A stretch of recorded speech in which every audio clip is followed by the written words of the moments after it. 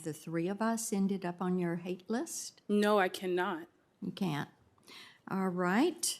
Well, my time has expired. I have other questions that I'm going to submit to you for a response. Thank you. Thanks, Senator Blackburn. Senator Booker.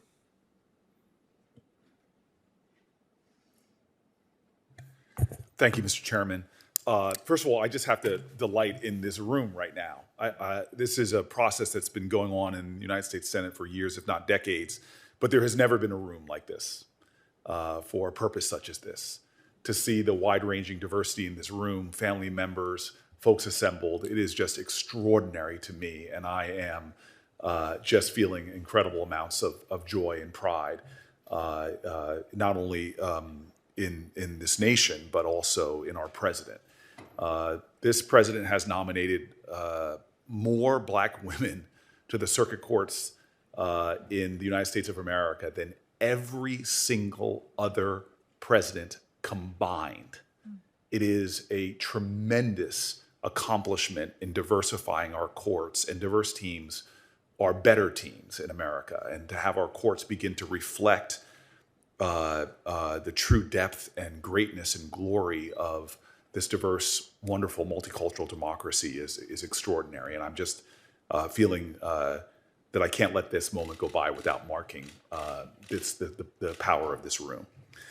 You are both extraordinary, and I'm grateful. Honorable Judge Childs, I have no questions for you. Lindsey Graham has made it clear to me who you are and what you're about, and so I yield to Lindsey Graham and his wisdom on this matter. Ms. Abdu, I'm just grateful to see you here as well. I know you're going to get a lot of tough questioning today. I am excited to see the kind of folks who support you.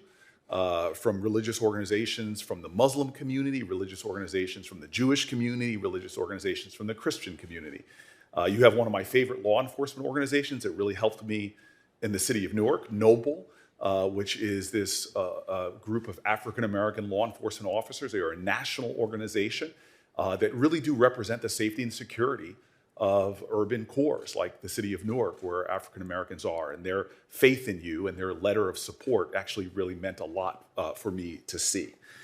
You also have numerous other organizations, in fact, 60 interfaith organizations. You have numerous civil rights organizations.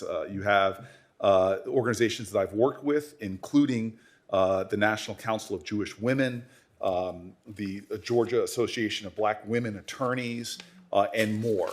But I'm really curious because I am a lifetime member of the NAACP. But you wouldn't ascribe all of the views of the NAACP to me, would you?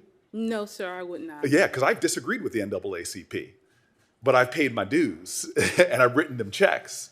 How about the ACLU? I am a supporter of the ACLU. I think, if I'm correct, that I've given them money before. Would you ascribe all the views of the ACLU to me? No, Senator. Well, I appreciate that because the ACLU has sued me in the past. And that is definitely not just and right to ascribe that to me. I don't know if you've heard of this author, I say this in jest, named James Baldwin. He sounds familiar. He sounds familiar. You've probably read a lot of his works. Have you heard this quote? Because it's one of my favorite of his quotes. I love America more than any other country in the world. And exactly for this reason, I insist on the right to criticize her perpetually. Have you heard that quote before? Yes, I have. Do you think criticism of America amounts to hatred of America? No, Senator. Do you think criticism of America makes you less patriotic or more patriotic? More patriotic, I would say. Yes. And do you think that our country is perfect and beyond reproach? No, not yet. No. And our criminal justice system that purports to be fair and unbiased, is there bias in our criminal justice system? There are still areas within our criminal justice system that need improvement, that is for sure. Well, I mean, I'll tell you right now, in a nation where there's no difference between blacks and whites for use of marijuana, for example, but African Americans are 4 times more likely to be arrested for their usage. That to me screams to a bias. And not to speak to that bias, or criticize that bias or work to correct it for is problematic to me. And so my time has expired, but you have said a lot of provocative things that are going to get a lot of attention today.